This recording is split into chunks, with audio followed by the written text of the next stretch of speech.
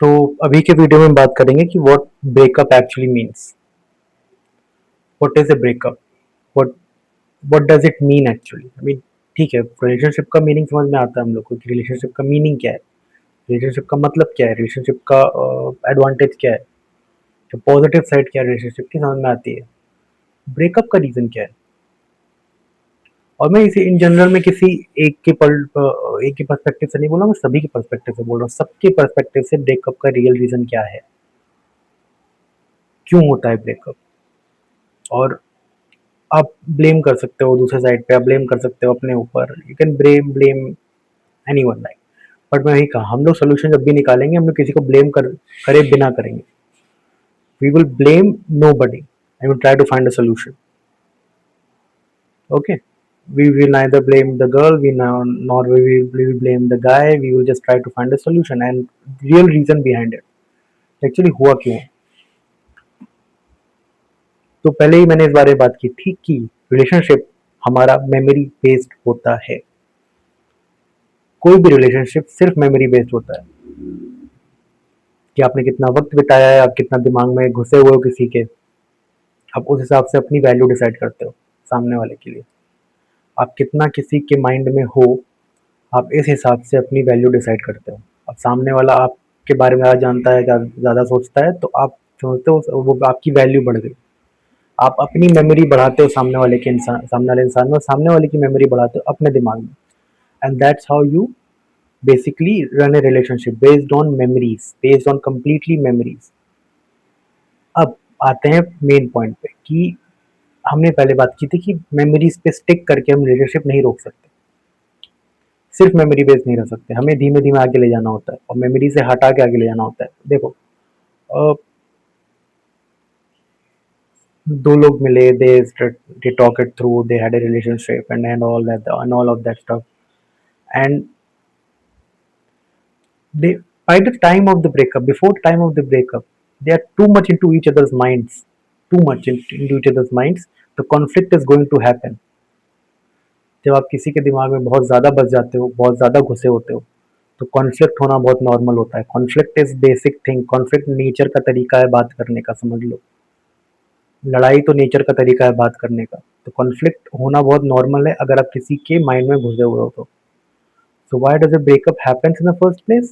It's because you are too much into someone's memories, and the memories when, और आप memory mood के साथ चलती है। अगर किसी का मूड अच्छा है तो मेमोरी अच्छी है, किसी का मूड खराब है तो मेमोरी खराब है, and that's how the thing is. But अच्छी मेमोरी में भी आप हो, बुरी मेमोरी में भी आप हो। अब यही है कि पॉइंट है कि किसी का मूड अगर मैं बहुत समय तक खराब है, जिसमें आपकी कोई गलती नहीं है, बट किसी का मूड बहुत टाइम तक खराब है, तो कहीं ना कहीं वो मेमोरी कहीं ना कहीं आपके अगेंस्ट भी रहेगी कि उस मेमोरी में सबसे ज्यादा आप ही हो, right. So breakup happens for individual reason. It's not just because of the relationship, but as a couple, as a someone as a partner, आपने रिलेशनशिप कभी भी मेमोरी से लेके आगे बढ़ाने की कोशिश नहीं की, इस वजह से आपका ब्रेकअप हुआ। आप जब भी रिलेशनशिप को मेमोरी से आगे नहीं बढ़ाने की कोशिश करते, मेमोरी पे ही रोक देते हो। सिर्फ आपको लगता है कि इतना रिलेशनशिप को इवॉल्व करने के लिए आपको एक दूसरे से सिर्फ वक्त बिताना है। जितना ज्यादा वक्त बिताएंगे उतना ज्यादा रिलेशनशिप बेहतर होगा, नहीं।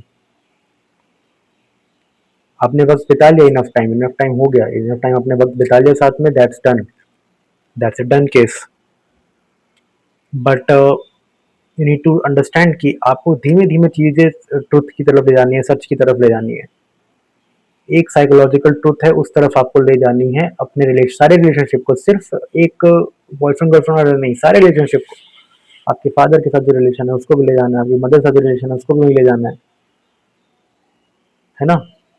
आपके सारे रिलेशन को कहीं ना कहीं आपको सच की तरफ ले जाना पड़ेगा। That is the whole point की एक साइकोलॉजिकल ट्रुथ है, उस तरफ आपको सारा का सारा रिलेशनशिप ले जाना पड़ेगा। और जितना जल्दी आप ये कर पाओगे उतना आसान होगा आपके लिए, क्योंकि अगर आपने सिर्फ मेमोरी बेस रखा अपना रिलेशनशिप, कोई भी रिलेशनशिप आपने सिर्फ मेमोरी बेस रख लिया कि सिर्फ मेमोरी के आधार पर अपने रिलेशनशिप को रखा, और वो रिलेशनशिप कहीं ना कहीं बंध के रह गया चीज़ों में, कहीं ना कहीं वो बस इन दी एंड आपके माइंड में रहा, वो सामने वाले के माइंड में रहा, और वो आगे नहीं बढ़ा। मतलब मेमोरी मतलब क्या? मेमोरी मतलब आप बंध के रह गए, आप सिर्फ मेमोरीज आपके साथ में, then you are into each others minds and there is no adventure through it. Like आज क्या करे साथ में टाइम बिताया, कल क्या करे साथ में टाइम बिताया, थर्ड तीसरे दिन क्या करे साथ में टाइम बिताया। अब जब एडवेंचर नहीं होता लाइफ में, जब एडवेंचर आपका रिलेशनशिप में भी नहीं होता, जब रिलेशनशिप में भी एडवेंचर नहीं होता है, तो ब्रेकअप इज वेरी नॉर्मल। क्योंकि आप बेसिकली एडवेंचर ढूंढ रहे हो और उसका एक पॉजिटिव आउटकम ढूंढ रहे हो लाइफ में, और पॉजिटिव आउटकम है आपका सच, राइट। अब वो आएगा एडवेंचर से, और वो तभी पॉसिबल जब मेमोरी बेस्ड रिलेशनशिप से थोड़ा आगे बढ़ा जाए। इमोशंस को नकारना नहीं है, बस इमोशंस को बस ऑब्जर्व करना है, इमोशंस को एज एन ऑब्जर्वर देखना है, अपने ही इमोशन को बस एज एन ऑब्जर्वर देखना है आपको, ठीक। एज एन ऑब्जर्वर देखना है आपको अपने ही रिलेशनशिप को, आपको नकारना नहीं है अपने रिलेशनशिप को, या इमोशंस को नकारना नहीं है। बस बता रहा हूँ कि आपको मेमोरी बेस आपका रिलेशनशिप चल रहा है ऑलरेडी, आपको धीमे धीमे करते हुए उसको सच की तरफ ले जाना है। और सच क्या है पहले वो जानना बहुत ज़रूरी हो जाता है। फिर आपका साइकोलॉजिकल ट्रुथ क्या है, साइकोलॉजिकल ट्रुथ भी ऐसा नहीं है कि लड़के लड़की का अलग है, जो लड़के का है वही लड़की का सेम है, और इसी बेसिस पे इक्वालिटी भी आ पाएगी, और कुछ और कोई तरीका है नहीं। अभी बायोलॉजिकली तो दोनों डिफरेंट दिखते ही हैं। तो जब तक आप अपना रिलेशनशिप मेमोरी से लेके उस तरफ नहीं ले जाओगे, तब तक वो ब्रेकअप वाले सिनारियो हमेशा रहेगा, पॉसिबिलिटी हमेशा रहेगी। तो टाइम स्पेंड करना साथ में कोई एडवांटेज नहीं होता। Consider the light of cases. It's not only the breakup that is rising more. That is also the rise of divorces that are happening. सिर्फ ब्रेकअप्स नहीं हो रहे हैं, डिवोर्सेस भी हो रहे हैं। बट जस्ट द फैक्ट सबके में केसेस सेम ही है। आप समझते हो कि रिलेशनशिप का जो फंडामेंटल है, जो रूट है आपका रिलेशनशिप का, वो इस बेस पे है कि आपने कितना वक्त बिताया एक दूसरे के साथ, जो कि नहीं होता है। आपको उसको धीमे धीमे करके एक साइकोलॉजिकल ट्रुथ पे ले जाना है। नहीं ले जाओगे तो कहीं ना कहीं ब्रेकअप हो जाएगा, कहीं ना कहीं डिवोर्स के चांस बढ़ जाएंगे। Things are lurking out there. I'm not saying things are not lurking out there. Things are lurking out there, and if you don't defend your relationship by literally putting it towards the truth, then the inevitable will happen. Negative चीज होना बहुत normal है, वो तो होती ही होती है। तो जस्ट द फैक्ट कि आई एम नॉट सेइंग कि होगा ऐसा होके रहेगा, बट एटलीस्ट अपना अपना माइंड थोड़ा स्ट्रेट रखें और थोड़ा ऑब्जर्व करें चीज़ों को अपने अराउंड, कि ये पॉसिबिलिटी है, ये हो सकता है, ये चांसेस हो सकते हैं, मुझे ध्यान रखने की ज़रूरत है। क्योंकि अगर आप इस पॉसिबिलिटी के साथ नहीं जियोगे, तो फिर आप सिर्फ मेमोरी बेस्ड रिलेशनशिप रखे रहोगे, और कॉन्फ्लिक्ट होना ही होना है। और कॉन्फ्लिक्ट फिर आप गार्ड नहीं कर पाओगे चीज़ों के अराउंड, आप किसी भी कॉन्फ्लिक्ट को समझ नहीं पाओगे क्यों हो रहा है। क्योंकि वो रिलेशनशिप एवोल्यूशन मांगता है।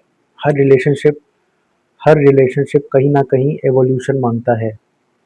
हर रिलेशनशिप आपका एवोल्यूशन मांगता है, और क्योंकि आपका हर रिलेशनशिप एवोल्यूशन मांगता है, तो आपको रिलेशनशिप मेमोरी से हटा के ट्रुथ की तरफ ले जाना है। और ट्रुथ जानना आपका काम है, वो आपकी इंडिविजुअल जर्नी है। वो आप कहीं से भी जाने, कितनी भी किताबें पढ़ो, कुछ भी पढ़ो, डिस्कशन करो, दोस्तों में डिस्कशन करो, हर जगह find the truth and move your relationship there, and that's what your goal should be. If that is not your goal, the breakup is inevitable. और अभी अगर आपके माइंड में आपका ब्रेकअप घूम रहा है, तो इसका रीजन यही है कि आपने सोल्यूशन नहीं ढूंढा है। आप अभी भी रिलेशनशिप सिर्फ मेमोरी बेस्ड चला रहे हो। आपको लगता है आपने वक्त बहुत बिता लिया किसी के साथ, तो वो रिलेशनशिप बहुत स्ट्रांग हो गया। नहीं, ऐसा नहीं है। जितना स्ट्रांग होता है वो उतना ही वीक भी होता है।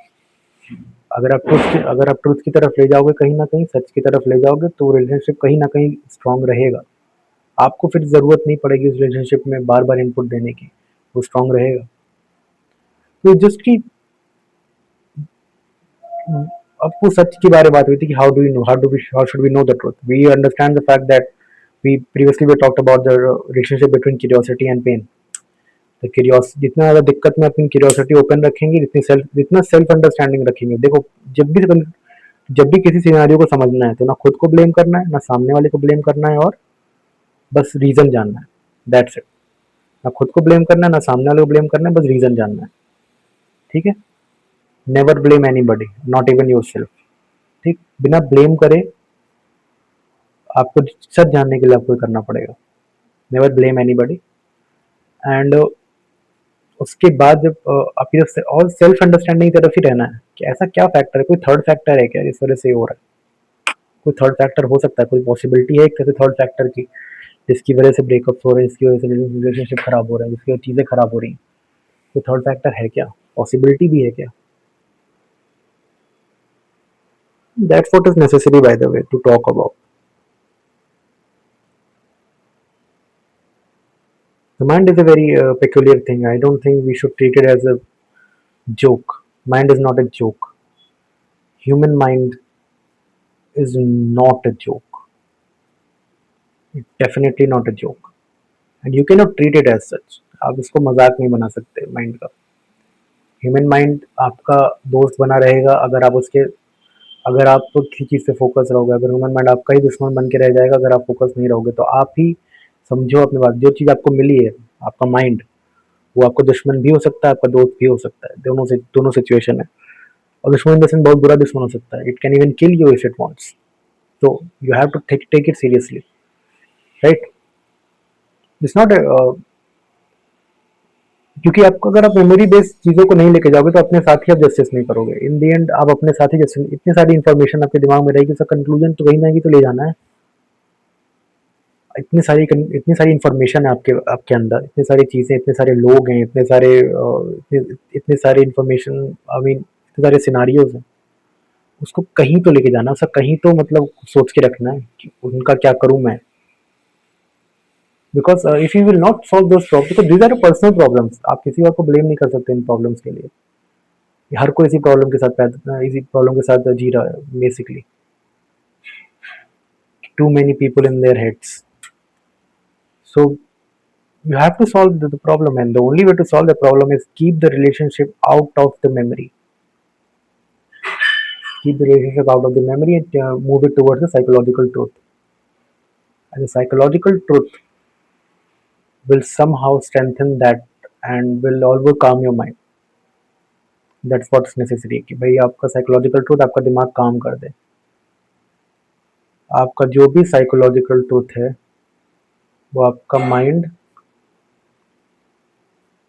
काम कर दे, थोड़ा शांत कर दे, दिमाग का काम कर दे। आप तो काम पोजीशन पे आ जाओ आप अपने माइंड के हिसाब से। That's what it wants. It can act in a different way to different people, but it's just one fact कि चीज़ें चलेंगी कैसे।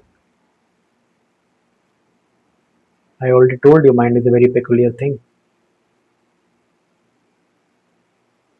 and you cannot blame it on anybody कि भाई ऐसा क्यों वैसा क्यों है, but अंडरस्टैंड की सिचुएशन रहेगी और ये सिचुएशन को सॉल्व करना आपका काम है। आपका अपना अकेले काम है सिचुएशन को सॉल्व करना, और अगर आप सॉल्व नहीं करोगे तो कहीं ना कहीं आप भी इसी प्रॉब्लम का हिस्सा बन के रह जाओगे। आप इसी प्रॉब्लम का ही परमानेंट हिस्सा बन के रह जाओगे अगर आप सॉल्व नहीं करोगे तो। आपको ही मेमोरी बेस्ड रिलेशनशिप को कहीं ना कहीं साइकोलॉजिकल ट्रुथ ले जाना है। आपको ही साइकोलॉजिकल ट्रुथ भी जानना है।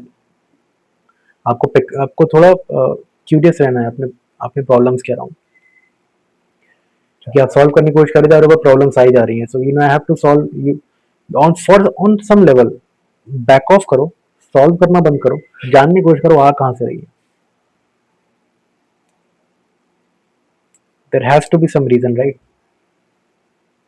And once you know the psychological truth and reality, you can actually save your relationships with your father, with your mother, with your brother, sister, girlfriend, boyfriend, whatever.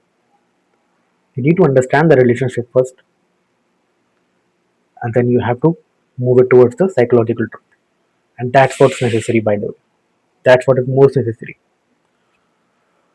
Okay, चलो आगे बात करते हैं इस बारे में।